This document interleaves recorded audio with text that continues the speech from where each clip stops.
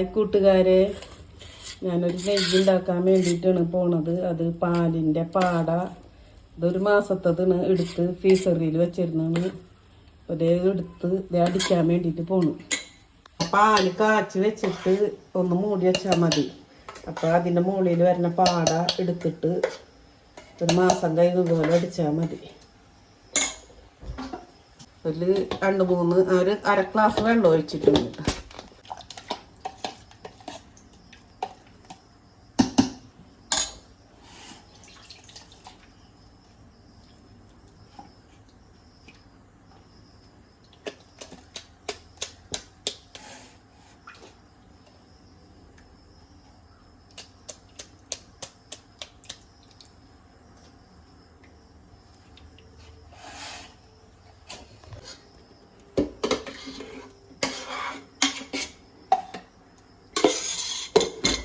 ഞാൻ പാലിൻ്റെ പാടൊക്കെ ഇങ്ങനെ എടുത്ത് വെച്ചിട്ടാണ് ഇവിടെ നെയ്യ് ഉണ്ടാക്കുന്ന കുട്ടികൾക്ക്.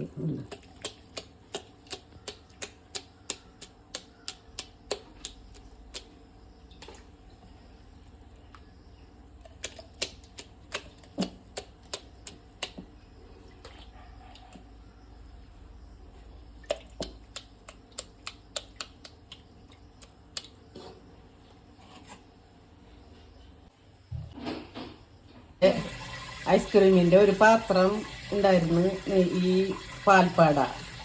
അത് 3 പ്രാവശ്യമായിട്ട് അടിച്ചിട്ട് ഇത്ര വെണ്ണ കിട്ടി. ഇതിനെ നല്ലോണം തിരുമ്പിട്ട് ഇതിൻ്റെ പുളിയൊക്കെ കളയാം. കത്തിലേക്ക് ഇടാം.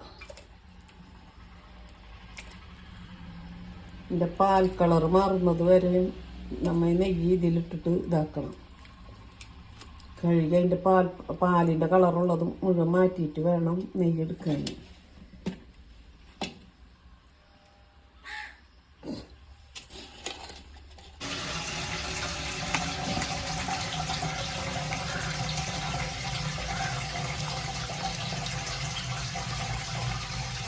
കട്ടി വെച്ചിട്ടുണ്ട്. ഇത് നല്ലോണം ഒന്ന് ചൂടായിൽ വെള്ളം ഒന്ന് വറ്റണം. വെള്ളം വറ്റിയില്ലെങ്കിലും കുഴപ്പമൊന്നുമില്ല. ഇതിൽ വെള്ളം ഇതൊക്കെ പോകണമല്ലോ.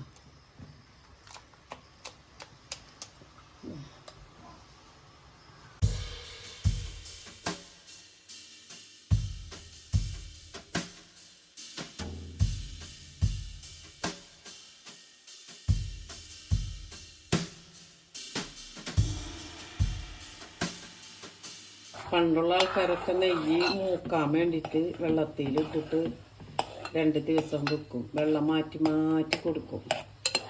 ഇപ്പൊക്കെ എല്ലാവരും എടുത്തപ്പോൾ തന്നെ ഒരുക്കി ഇതിൽ ഇത്രക്ക് ഉലുവ ഇടാം. ശേഷം മഞ്ഞളിടുക.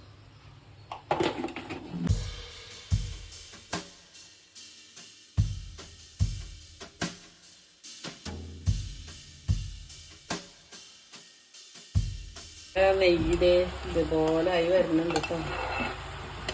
ഒരു 10 മിനിറ്റ് കൂടി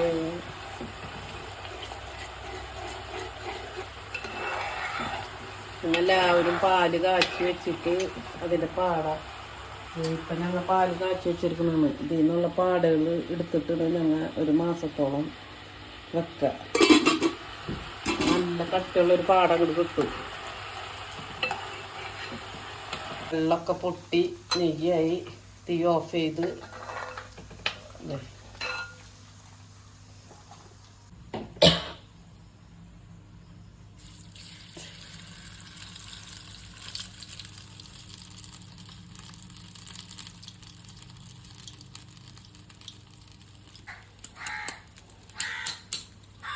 ഉലുവക്കൊന്നും ഒരു കുഴപ്പവും ഉണ്ടാവില്ല. അതിനൊരു മണത്തിന് വേണ്ടിയിട്ട് ഇട്ടത്.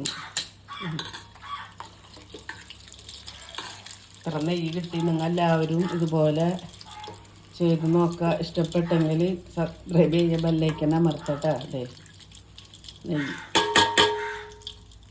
നെയ്യായി വേവിക്കുന്നു.